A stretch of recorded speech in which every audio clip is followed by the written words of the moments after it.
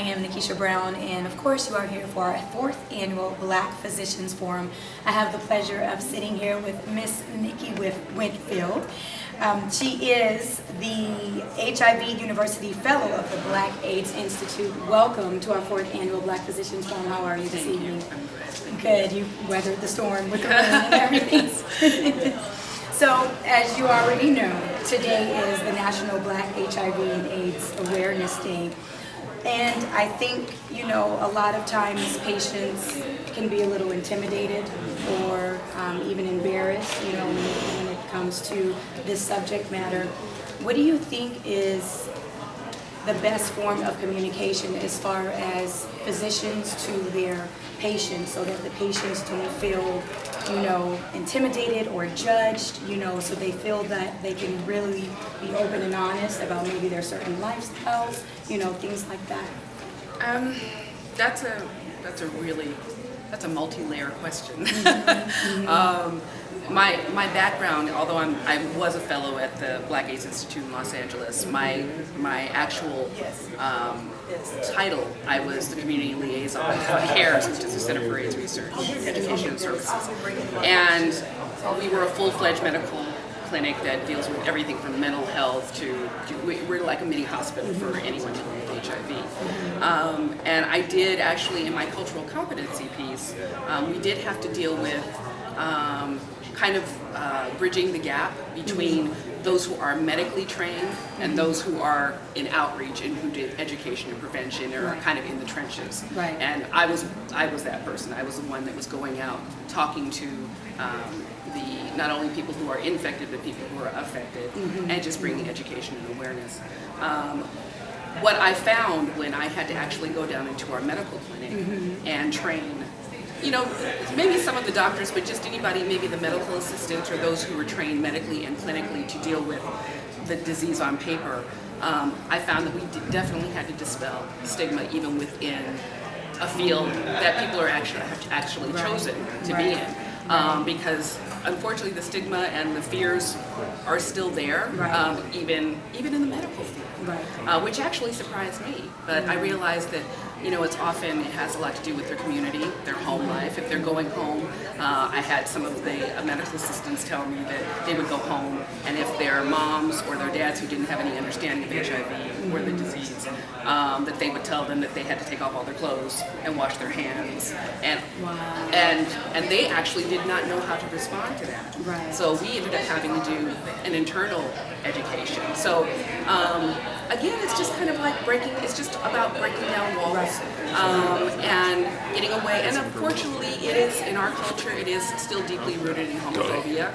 And so if you know, it's about cultural competency for African American male doctors and African American males who may be homosexual or bi, having that comfortable conversation. I know that when I was testing at CARES, as a tester, I visibly could see certain men who had already prejudged me and figured I was a straight African American woman. I can't tell her that I'm gay or bi because she's going to be angry with me or upset or go off on me. And maybe a couple of weeks later they would come in, or I should say a couple of months later, they might come back in and retest with someone else. And I could look at their medical record and I saw that they had a conversation and they would actually, in the moment, admit their sexuality. But to me, there was still those walls. So it's about cultural competency, creating a platform and a place, a safe place, and that's all over. That's in church, that's in the medical setting, that's in the, you know, in the clinical setting, in the mental health setting. It's creating spaces where people can truly be honest about who they are. Hello, I'm Valerie Scruggs. I'm with Sacramento Ca Media Foundation, and we'd like to welcome you, Dr. Wilbert Jordan, from the Oasis Clinic here to talk about physician strategies to address HIV/AIDS treatment in the African American community. So welcome. Thank you. It's my pleasure to be here. Great. So we're just going to ask you a few questions. Where do you see your role in fitting in tonight's Black Physicians Forum, talking about solutions and opportunities around working with the African American? My role would be to tell the truth. Good. That's all. I saw my first patient in 1979. I didn't know what he had. I thought it the CDC, and the WR came out, and I told him, I think I know what you have, and I need to see it. So I've been doing this from the very beginning. I have a lot of expertise when it comes to HIV, and the reason I've done this is because it has really taught me about myself and my people. Frankly, the early years of HIV were harsh, frightening, and disappointing in the sense that I saw black institutions run, just throw patients away, turn their backs on people, things I would have never believed we would do. Do you think we've come a long way since the early We have come days? some way. We are not where we need to be. Good. So, Kevin, is this your first time attending the Black Physicians Forum? No, actually, I've had the opportunity to attend the last 3 Black Physicians Forums, so it's always a pleasure to be able to come back and participate. Is there a top reason that you come back? What do you get out of the forum? Just one reason? There's several reasons. I think first and foremost, events like this are very important in regards to just connecting our community, especially right now when Black physicians specifically are so few and far between. It's crucial to have events like this to be able to bring people together and network and share ideas. Personally as well, as a third-year medical student now, and on a busy rotation schedule, we've been over at the hospital since 5 this morning. It's a long day. It is. But events like this keep me energized and keep me going. So I think it serves several purposes. But either way, wouldn't miss it. Fantastic. College of Biological Sciences, a professor of the cellular and molecular medicine, and the professor of internal medicine. So tonight at the Black Physicians Forum, you have a keynote speaker talking about strategies and stigma treatment prevention of HIV. Where do you see yourself fitting in? What are some of the things you'd like to share? So I've been doing research on HIV since 1986. One of the main projects in my research is developing a vaginal microbicide to block HIV transmission in women. And the other thing that I've done for probably the last 10 years is to promote faith research partnerships, because the problem of HIV AIDS in the Black community has many facets, and we're not going to solve this strictly from a biological point of view, or a social approach, or a political approach. It's going to take all of these efforts combined to really solve this problem.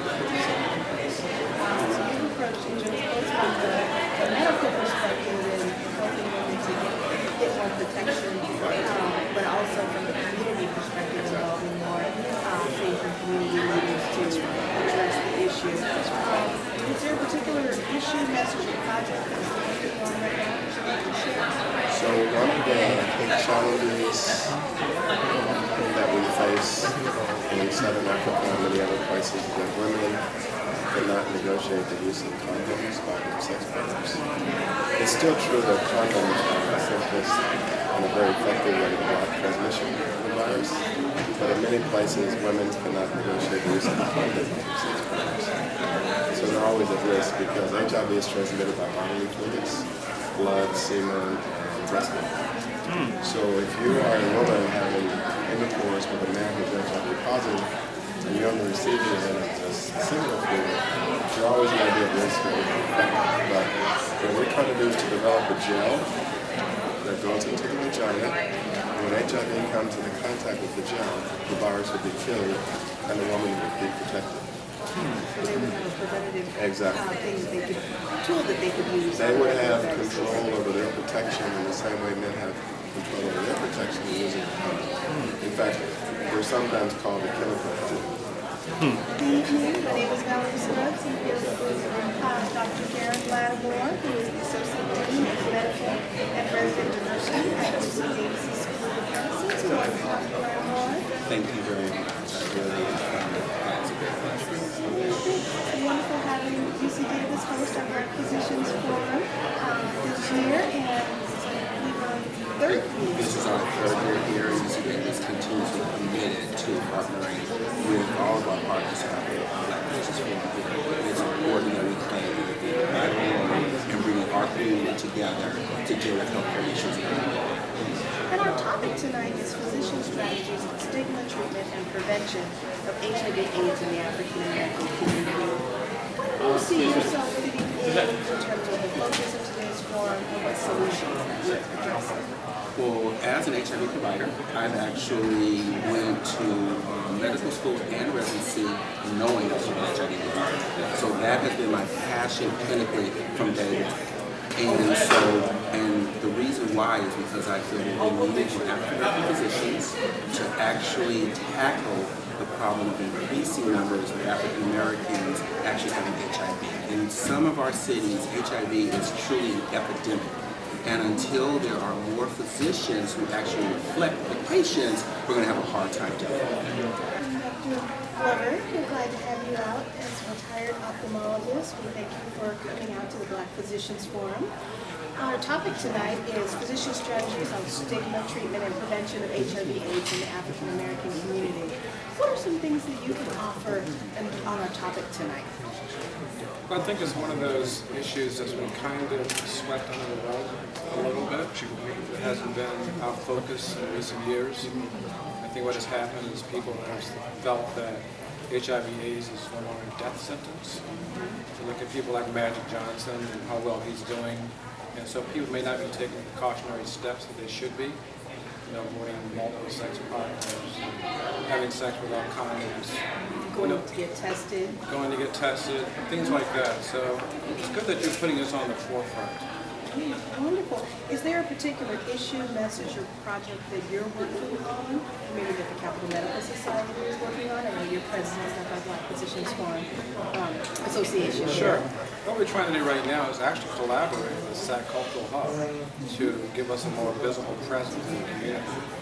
But we interact with students all the time. We do mentoring, we do health fairs, put on a golf tournament each year, raise scholarship funds. We give undergrads and graduate students. I know that makes Kind of in my mind right now is a project I started back in college. It's a genetic study. We're looking at basically studying different, looking at a specific allele in this gene called HLA. It's a super gene. It's very polymorphic, and the basic idea is just studying whether or not there's a certain allele that you can see all over Southeast Asia. We're looking at a specific allele and looking for a gradient. So that's kind of my study right now. The idea is that that gene, if people have it, they can have transplants together. There will be a less likelihood of rejection, and that's the big idea for the So project. it'll increase, like if they need to have a kidney transplant, it'll increase the likelihood that they can accept that kidney. Yeah. That's wonderful. That's an interesting, really interesting project. What would you say is the best form of communication with patients so that they don't feel intimidated or scared when hearing information like that? Yeah, I think it's just being open. You always tell us like start with a smile on your face and just you set things down. I think just being welcoming and opening is a good way to just break down all the barriers and then go from there. That's fine. HIV is not about sex, it's about HIV and being infected with the HIV virus. So we have to talk in those terms. So we're not making it a subject that's taboo. We're talking about something that kills and affects a disproportionate number of African Americans than it does any other segment, and especially African American.